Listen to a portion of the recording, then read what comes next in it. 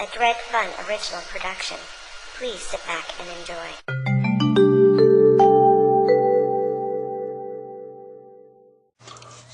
Hey guys, Dredfunn here with another one of my Dredfunn draws. I'm just going to do a quick little, tutorial, educational drawing video about the human arm, or big muscular arms. So I'm just going to do a quick few sketches here on this tiny scrap of paper, showing some of the different ways that you can draw the arm in comic book style. But first, I just want to do a quick sketch to show you how learning where all the muscles are and their shape and their function can really help. So, I mean, if you like this type of stuff, go online. There's tons of videos all over YouTube and all across the interwebs that'll help you understand the anatomy of the arm much better than I do. But coming from a comic book perspective, I've always really liked to draw comic book arms. Other than learning how to draw comic book boobies, it's the second most difficult thing to pull off. So anyways, what I'm going to do is I'm basically going to draw the arm in a demi-pronation. It's like in between supination and pronation. It's kind of the way you see most arms depicted in a, like just a standard side pose. So we're not going to focus too much on the deltoid, but we're going to have that. That's the deltoid shape here. Basically, you want to do the bicep. Now, the bicep is it's a large muscle that sort of comes down in and around here. Then you'll have the tricep, which comes up and around this way. And then it stretches down into the forearm. Now, the forearm, with the bicep, you've also got this little, I guess it's the brachioradialis that stretches up into the top. And then you got this bicep belly here, and then the deltoid itself actually separates into three different heads. The forearm is where a lot of people have a hard time, myself included, when it comes down to the hand. For the hands, I'm just going to leave that simple part. But while it's in this demi-pronation, there's a lot of thick muscles like the brachioradialis. I guess I got that wrong. This is the brachioradialis. Either way, this funny little muscle that hangs up and around the bicep. You've got the bigger brachioradialis muscle that comes down and around here. It also connects to a bunch of the extensors, which then sort of some people have them, they're detailed. A lot of people don't. And then you'll have this other strap of muscle. It's another type of extensor that stretches down to the hand. And then a bunch of tiny ones that go crisscrossing.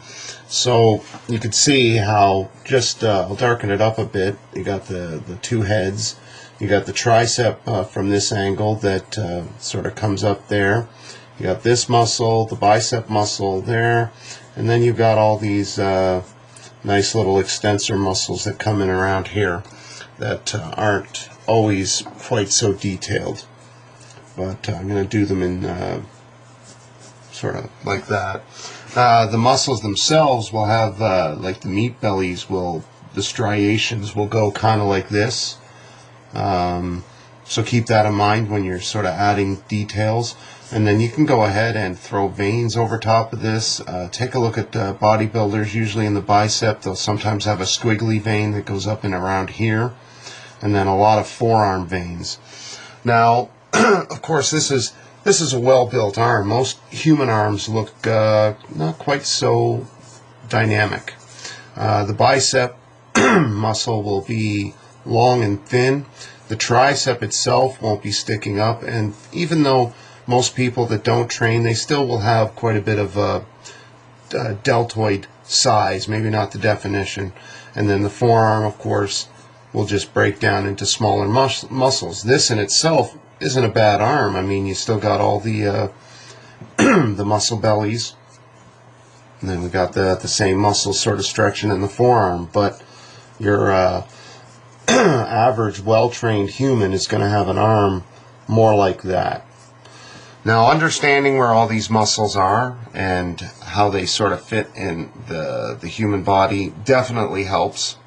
Knowing where they go, then you can go ahead and shade them. Keeping in mind, like I said, the muscles will stretch. Like if you want to go with the light coming this way, you can shade the back side of this muscle. Might show up a little there. The tricep, this part of the bicep would be in shadow. Same here. This strap of muscle, this part here. You could switch it to the other side. Now, for another part of this video, I'm going to show you guys how this can, like that's a well-built muscular arm, but for someone like the Hulk, the Thing, all those big, massive mutants, knowing where all these muscles are really helps in making their arms look realistic and not all big and lumpy. So with something like the Hulk, you know, the deltoid is going to be massive, of course, but it's going to, you want to have a thickness. Like you can make these muscles, like you can take that underlining structure and just keep adding size. All it's going to do is that they're going to look like those synthol guys that inject their muscles. So you also got to keep in mind that the underneath bones are going to be thicker, whereas, you know, the human arm bone right here is going to be about the same size, whereas with Hulk and other ones, you're going to want to make it thicker. So the tricep will, again, I'm going to keep this in a demi-pronation. I might do a video on doing it with like pronation or even some of the other poses. But either way, this is a good start, because then you can go ahead and move the arm around, keeping in mind where these muscles are. So the tricep's going to be thicker. The area here and around the elbow where you've got like, I guess the pronator holes or holes. Gosh, I should have studied up more on this. Either way, I'm trying to get this done. So here we go, and the forearm muscles are going to be bigger. So you know, that's dramatically larger. Keeping in mind that this deltoid, you're going to have a front head, you're going to have a side head, you're going to have a back head. But you're also going to want to make the bicep thicker and not quite as long. Notice here, this area here on a person, very thin. Most of us, it's just a genetic thing. It doesn't matter how much weight you lift, it's not going to get any bigger. But for a Hulk creature or the Thing, it's going to be much larger. So you want to shorten a lot of these muscles. You can already see, like, look, I've only detailed that part and it's already much larger. So you just want to right about here and keep in mind that it's going to be a much larger hand. So yeah, you're just scaling it up, keeping in mind that underneath we've got the much thicker bones than you would have, much larger. So this bicep muscle, this belly, is going to kind of go in around here, and you're going to have a slight detail there. And again, the tricep, you're only seeing one side of the head. There's another one that fits it around up in the high part, so when you draw the arm it'll look much different. And then of course we've got that brachioradialis, and then we got the other thicker one here, and the big strap there, and then, you know, you can sort of detail a little bit. Then you got this big thick arm. It looks great. Like I said, if you want, you can start adding you know, a couple veins here, do them in light. A lot of times that one will connect in and around here. You've got a like really thick vein up and around that part where your arm connects, and usually it'll run stripped down like this.